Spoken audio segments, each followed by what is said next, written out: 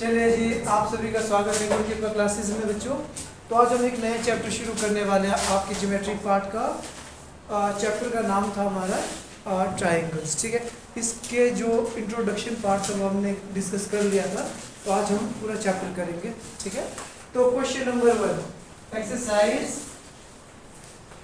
7.1 and it is your question number 1। Question number 1 says in quadrilateral ACED। अब देखो बच्चों, इसने हम लोगों को एक क्वाड्रिलेटरल दिया है इस तरीके से। ठीक है, और इसका नाम है हमारे पास ACBD।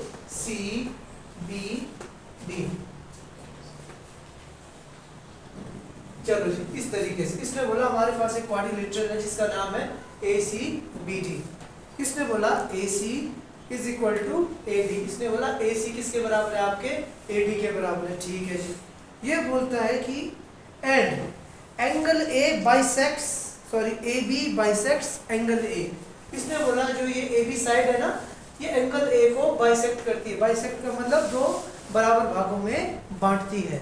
ठीक है, he says show that triangle ABC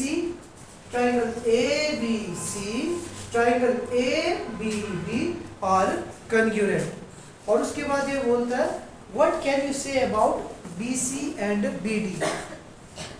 BC और BD इसने बोला कि भाई क्या बोलते हैं, हमने क्या करना है, ऊपर वाले ट्रायंगल और नीचे वाले ट्रायंगल को क्या करना है, कॉन्ग्रुएंट प्रूव करना है। नंबर 1। नंबर 2 ही सेज कि भाई आपने ये बताना है कि भाई AC और BD क्या आपस में इक्वल होंगे कि नहीं होंगे।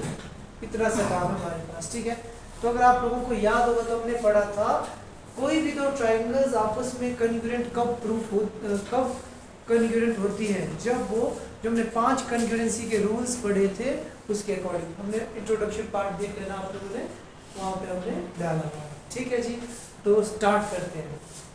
अगर मैं ध्यान से देखूं तो मैंने पढ़ा था सबसे पहला साइड है ना, साइड एंगल साइड, और हमने क्या पढ़ा था जी, एंगल साइड एंगल और RHS। अभी इन पांचों में से कोई एक रूल इसमें लगने वाला है। पहला ये वाला रूल तो नहीं लगेगा। क्यों नहीं लगेगा? क्योंकि यहाँ पे 90 डिग्री का एंगल नहीं बन रहा है। ठीक है जी, उसके बाद ये वाला भी नहीं लगेगा। कि नहीं लगेगा, बस से नहीं लगेगा। क्यों नहीं लगेगा? क्योंकि इसमें तीनों की तीनों साइड्स होनी चाहिए इक्वल। ठीक है जी, ये वाला रूल भी नहीं लगेगा। तो उसके बाद अब दिया क्या है, इसमें सिर्फ एक एंगल की बात की है, एक एंगल दिया ना, तो एक एंगल वाला कौन सा हमारे पास, सिर्फ ये। तो मुझे लग रहा है कि इसमें क्या लगना चाहिए, साइड एंगल साइड लगना चाहिए। ठीक है, सबसे पहला काम इस चैप्टर में आपको पता होना चाहिए कि इसमें कौन सा रूल लगने वाला है। अगर आपको आइडिया हो गया कि ये लग रहा है, उसके बाद आप क्रॉस चेक करोगे साइड एंगल साइड। ये देखो, इस ट्रायंगल की ये वाली साइड किसके इक्वल है, AB के साइड हो गया। उसके बाद एंगल, इसने बोला ये वाला एंगल किसके बराबर है, इसके। क्यों? बाइसेक्ट कर रहा है, हो गया ना, एंड साइड एंगल। और AB एंगल, AB जो ट्रायंगल है, दोनों ट्रायंगल्स है हमारे पास, ACB और ABD, दोनों में AB क्या आ रहा है, कॉमन। अगर कॉमन आ रहा है तो बराबर होगा कि नहीं होगा, होगा। तो क्या बन गया, साइड एंगल साइड खत्म। समझ में आया थोड़ा सा? अब एक बार करते हैं तो क्लैरिफाई होगा। तो आप लोगों ने क्या करना है, सबसे पहले डायग्राम बनाना है और रफ में देखना है कि कौन सा रूल लगेगा। ठीक है, उसके बाद आपने क्या करना है, जो आपको लगता है कि ये रूल लग सकता है तो उसको चेक करना है। एक बार चेक कर दिया तो उसको राइट डाउन करना है। तो हमें क्या था, गिवन दैट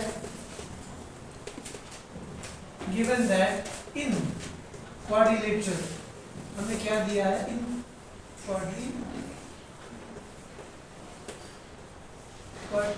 क्वाड्रिलेटरल ACBD हमें दिया गया है कि क्वाड्रिलेटरल ACBD में, ठीक है जी, क्या दिया था, क्या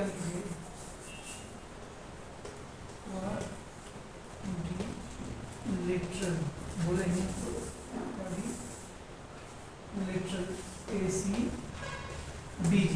ठीक है जी, हम लोगों को दिया है AC इक्वल है किसके, आपके AD के, और एंगल AB बाइसेक्ट करता है एंगल A को। इसका मतलब एंगल ए बी ऊपर वाला, एंगल बी ए डी नीचे वाला, दोनों एंगल क्या हो गया आपस में इक्वल हो गया, हमें गिवन है।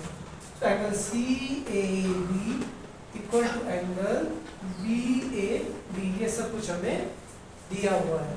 तो उसके बाद अब हमने क्या करना है, प्रूव दैट। अगर 3 मार्क्स का क्वेश्चन होगा ना, आप इतना जो लिख दोगे ना, जो डायग्राम और जो गिवन है नंबर मिल जाएगा आप लोगों को। अब प्रूव दैट, क्या प्रूव करना है हम लोगों ने, triangle A B C is congruent to triangle A B B, ये हमने प्रूव करना है। अब ध्यान से सुनना, जिस भी दो लिखना छोड़कर देखो यहाँ पे, ठीक है। आप लोगों ने क्या करना है कि सबसे पहले जो भी चीज प्रूव करनी होगी ना, उसको आपने क्या करना है, लेना है। सबसे पहले किस हिसाब से लेना है तो मैं लिखूंगा, taking triangle A B C and triangle A B B, ठीक है। अब क्या ख्याल रखना, मैक्सिमम बच्चे गलती क्या करते हैं, यहाँ तक तो लिख लेते हैं ट्राइंगल्स को, और उसके बाद जब उसकी कॉरेस्पॉन्डिंग साइड्स लिखने की बात आती है ना, आगे पीछे लिखते हैं, वो गलत हो जाएगा। आई बात समझ में। जब मुझे बोला गया था कि भाई मैंने कोई कमेटी फ्रेम करनी 10th वाले बच्चों से, मैं उसमें 9th नहीं ले सकता। अगर मुझे बोला है कि 9th वाले बच्चों से कमेटी फ्रेम करनी, तो मैं 9th के ही लेने पड़ेंगे। वैसे ही अब मैंने बोले taking triangle A B C and A B B, अब मुझे साइड्स किसकी लेनी है, सबसे पहले ए बी। अब मैंने बोला कौन सी साइड लेनी, मैंने ये वाली ए सी, किस ट्राइंगल की थी वो, ए सी बी, तो मैं लिखूंगा ए सी इक्वल टू, इसके बराबर थी ए डी। क्यों है भाई इक्वल, रीजन लिखना है क्योंकि हमें गिवन था। उसके बाद एंगल यहाँ लिख लेता हूँ, ये हो गया साइड हमारे पास, एंगल कौन सा वाला, ये वाला C A B equal to angle B A B D. Reason क्या है, क्यों है ये आपस में इक्वल, ए बी लिखना है, reason A B bisects angle A. तो देखो हमारे पास क्या हो गया, साइड भी प्रूफ कर दी मैंने इक्वल, एंगल भी प्रूफ कर दिया, और लास्ट वाली साइड कौन सी, ये वाली ए बी, दोनों ट्राइंगल्स में कॉमन है। तो मैं लिखूंगा A B is equal to A B. Answer is, reason is common side. तो देखो बच्चों कौन सा रूल लग गया इसमें, साइड एंगल साइड लग गया ना। तो हम लिख देंगे therefore triangle A B C is congruent to triangle A B B, यही हम लोगों को प्रूफ करना था। उसके बाद इसमें क्या बोला, ए सी और बी डी कैसे होंगे, तो मैं बोलूंगा बी सी और बी डी आपस में इक्वल होंगे, क्यों, by C P C T.